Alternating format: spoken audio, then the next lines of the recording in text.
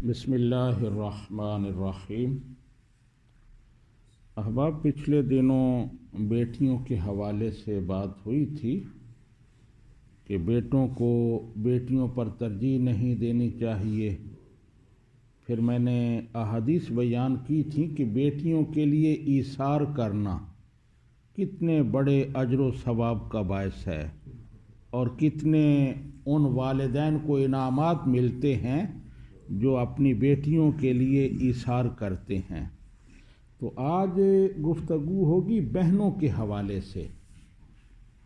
اسلام نے جس طرح بیٹیوں کے حقوق بیان کیے ہیں، بالکل اسی طرح بہنوں کے حقوق بھی بیان کیے ہیں، بلکہ احادیث میں جہاں بیٹیوں کا ذکر ہے ساتھ ہی بہنوں کا بھی ذکر ہے، یعنی دونوں کو اکٹھا ذکر کیا ہے۔ جس طرح بیٹیوں کے ساتھ حسن سلوک کرنا ہے، اسی طرح بہنوں کے ساتھ بھی حسن سلوک کرنا ہے۔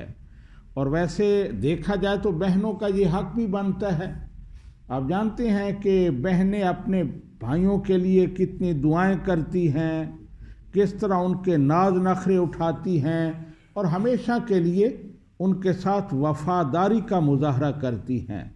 حتیٰ کہ اگر خدا نخواستہ والدہ فوت ہو جائے تو بہن ہی سارے گھر کو سنبھالتی ہے، گھر کے سارے کام کرنے، اپنے بھائیوں کی ساری ضروریات پوری کرنی، یہ بہنوں کی ہی ذمہ داری بنتی ہے اور وہ بخوشی یہ ذمہ داری ادا کرتی ہیں۔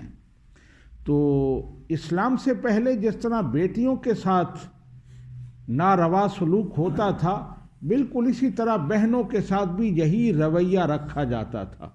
تو اسلام نے آ کر بتایا کہ بیٹیوں کے بھی حقوق ہیں اور بہنوں کے بھی حقوق ہیں۔ موجودہ مسلم معاشرے میں بھی یہ ایک گرے ایریا ہے، یعنی کسی حد تک بیٹیوں کے ساتھ تو لوگ حسن سلوک کرتے ہیں، لیکن بہنوں کے ساتھ اس طرح حسن سلوک نہیں ہوتا، ان کے ساتھ بعض دفعہ برا سلوک ہوتا ہے۔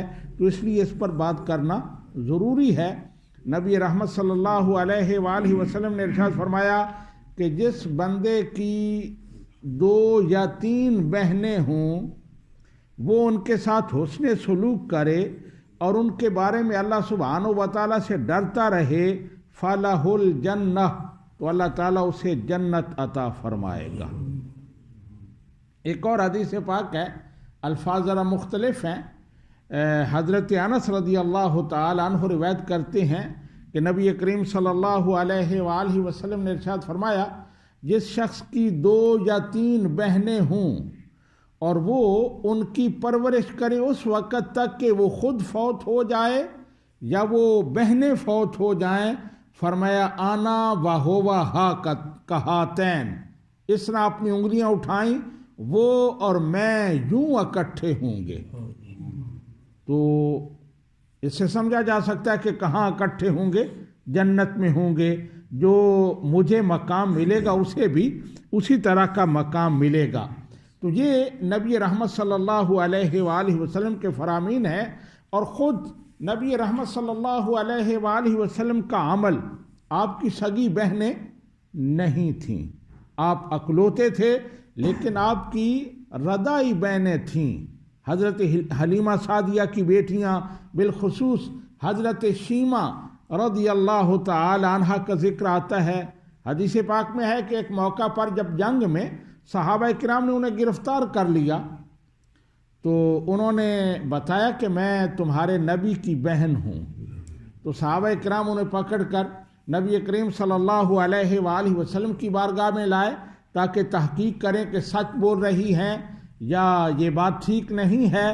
جب نبی رحمت صلی اللہ علیہ وآلہ وسلم نے انہیں دیکھا، پہچان لیا، تو آپ کھڑے ہو گئے، کھڑے ہو کر ان کا استقبال کیا، پھر اپنی چادر مبارک بچھا دی، اس پر انہیں بیٹھایا اور پھر فرمایا، اے بہن، اگر تم یہاں رہنا چاہو میرے گھر میں تو تیری ہر ضرورت پوری ہوگی، تیرے ساتھ حسن سلوک ہوگا، اگر تم اپنے گھر جانا چاہو تو تمہیں تمہارے گھر پہنچا دیا جائے گا۔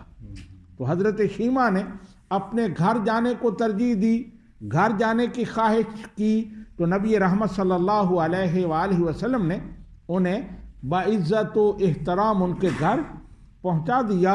اور ساتھ ہی حدیث پاک کے الفاظ ہیں فَآتَاهَا ثَلَاثَةَ عَبُدٍ وَجَارِيَةً وَبَعِيرَيْنِ وَشَاءَ. نبی رحمت صلی اللہ علیہ وآلہ وسلم نے ان کو 3 غلام بھی دیے، ایک لونڈی دی، 2 اونٹ دیے اور بہت ساری بکریاں عطا کی. تو یہ نبی کریم صلی اللہ علیہ وآلہ وسلم کا اپنا عمل ہے، جس سے یہ ثابت ہوتا ہے کہ